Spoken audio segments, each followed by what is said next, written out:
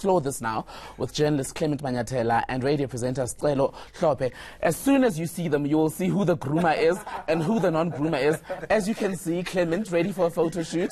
There's Stelo in his t-shirt, sporting the campus look, if we can call it that. Clement, an increase in spending. Let me put you on the spot. How much do you spend on grooming? A month, I think possibly about 1,500 Rand, and that includes obviously the manicure, the pedicure, the dermalogica facials that you have to do at least once a month. That includes the facial products because, I mean, we don't use those soaps you used to use in the past to wash your face. You need specified facial products just to keep your skin fresh. Okay? Oh, from Bumalanga. I'm not using regular soap. Stella, what is your issue? Clement is here in a fashion-forward blazer. Yeah, like here you are in a t-shirt. What is the issue with the grooming? This is just my look, man. It's just me. Like, it's not a, you know, the whole grooming. I don't even know half of the stuff Clement is talking about. You know, for me, it's just like the normal shower gel, face wash, and I'm gone. And let me guess, your lotion, you use the same thing for your face and the rest of your body? Same one. Same one. Let's get serious for a moment. Clement, when did you start taking care of yourself at this level? Have you always been this way, or was it work, for example, that forced you to take better care of yourself? Look, I think as soon as I started to afford to buy the facial products, when I started working, that's when I started to realize, and I've always had a skin problem, so I've always been very careful about what I use for my skin. So I think about 4 or 5 years ago, that's when I started buying these facial products. But I also realized that, you know, when you get into this industry, there's added pressure on you.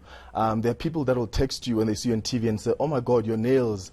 Oh my God, why do you have the same watch as 2 weeks ago? So I think there's also some added pressure when you do what you do. But I think over and above, I'm doing it to feel good. When I know that I'm smelling good, my skin is fresh, breathing, I feel good and I'm happy. Stella, is cost one of the deterrents for you? I don't know, maybe because as you're talking about work and stuff, that you know, it just put me on a thought about doing radio and how you know, you never have to be in front of a camera and so forth, and you just wear shorts and sandals and go to work. I think it's just, you know, having done that for 10 years now, I'm just so used to just going as you are. So I don't think it's a cost factor, but it's just a kind of a lifestyle factor, you know, how my life is shaped. Do you also believe that it's a lot of work? Because when you speak to a lot of guys, they just think it is so much work to spend 40 minutes it seems like such effort. Getting your nails done. Yeah, it seems like such an effort. Now you have to like make time and schedule and find the best place. Maybe I'll ask Clement and I'll go try it out, you know. Let's talk about the time, Clement. Yeah. It's a busy industry. You're always out and about, covering the story, getting other things done.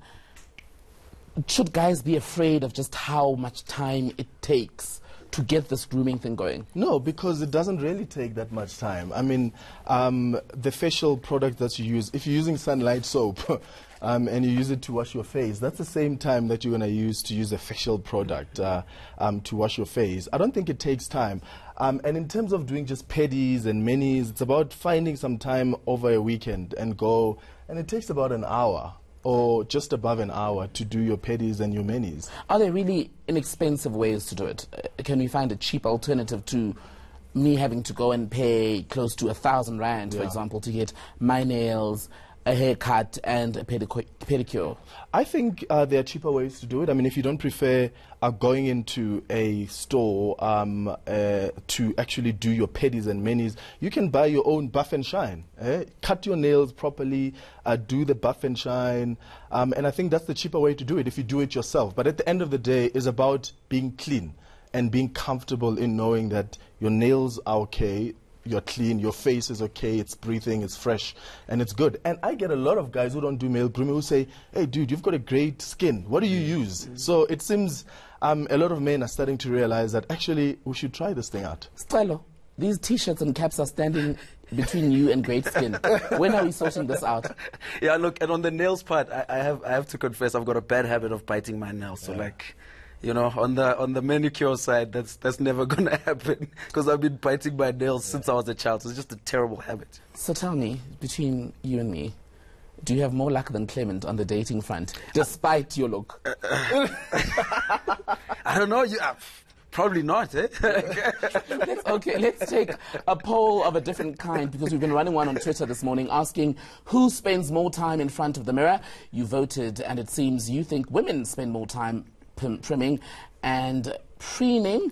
Is that true? Do you think you spend more time in front of the mirror than your boyfriend, your husband, your brother even? Let us know. We'll continue to look at those poll results. Our handle is @ENCA on Twitter, and we're going to wrap up our conversation right there.